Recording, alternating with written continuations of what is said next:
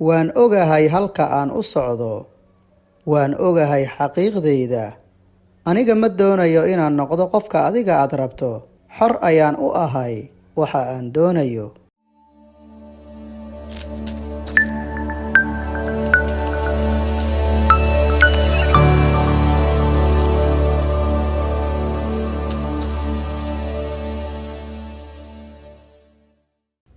Assalaamu calaykum.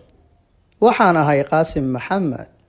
Ku soo dhawow muuqaal cusub. In taariikhdu ku xusto, laga sheekeeyo qisooyinkii noloshaada, caqabadihii kuu gaarka ahaa ee aadan marnaba u ogolaan inay kaa hor istaagaan hadafkaaga nololeed. Intaba marnaba kuma imaanayso inaad gacmaha isa saarato, maalin walbana aad ka sheekayso sida aad ka doonayso nolosha, weliba adigoo aadan samayn wax ficil ah. Inta uu la eg yahay hadafkaaga ayuu kaa dalbanayaa inaad ku bixiso qiimo kasta oo aad ku gaari karto hadafkaas, sida uu sameeyey halyeyga maanta aan sheekadiisa ku soo qaadan doono muuqaalkeenna. Inkastoo aanan awoodin inaan ka soo qaadano dhammaan qisooyinkiisa nololeed, balse waxaan ka soo qaadan doonaa inta ka khusaysa muuqaalkeenna maanta. Magaciisu waa Maxamed Cali Kalaay. Wuxuu ahaa feeryahan American Muslim ah, kuna guulaystay biladaha lagu bixiyo boxerka ama xirfadda feerka. Maxamed Cali Kalaay wuxuu aad u jeclaa yaraantiisa inuu noqdo feeryahan laga dambeeyo, duniduna ay ixtiraamto. Jaceylka uu u qabo xirfadda feerka awgeed ayuu tababar u qaadan jiray habeen iyo maalinba, taasoo u suurtagelisay in isagoo 18 jir ah ku guulaysto Olympic Gold, taasoo ka dhigtay in bulshada ku hareeraysan ay ka helaan xirfadiisa.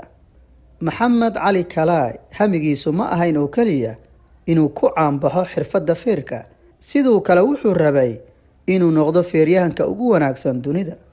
Waxaa jirta kelmad caan ah uu yiri Maxamed Cali Kalaay, taasoo ahayd anigu waxaan ahay feeryahanka ugu weyn dunida.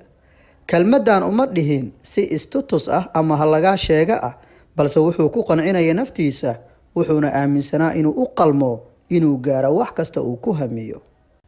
Balse wuxuu wajahay xaalado adag iyo caqabado tiro badan, waxaana ugu weynayd diiditaankii uu diiday Maxamed Cali Kalaay inuu ka qayb galo dagaalkii u dhaxeeyay Vietnam iyo Mareykanka, taasoo keentay in laga soo horjeesto shakhsiyadiisa iyo xirfadiisa boxerka. Balse Maxamed Cali Kalaay marnaba kama hor istaagin caqabadaha soo wajahay inuu rumeeyo riyadiisii ahayd inuu noqdo feeryahanka ugu weyn caalamka.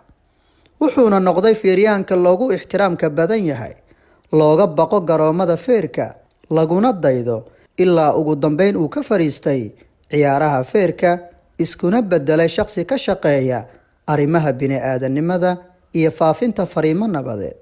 Wuxuuna ahaa qof aan marnaba taariikhdu ka qorin isdhiibeed.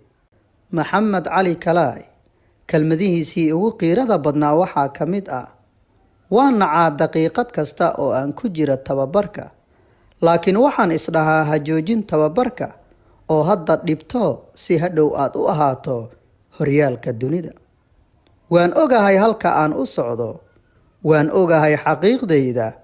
Aniga ma doonayo inaan noqdo qofka adiga aad rabto. Xor ayaana u ahay waxa aan rabo.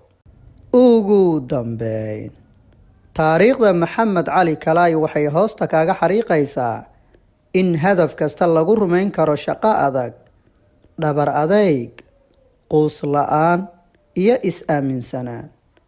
Hagaag, inta aan goordhow ku kulmi doono muuqaalka soo socdana waxaan ku leeyahay, si kasta uu waqtiga kugu adag yahay, ha quusan.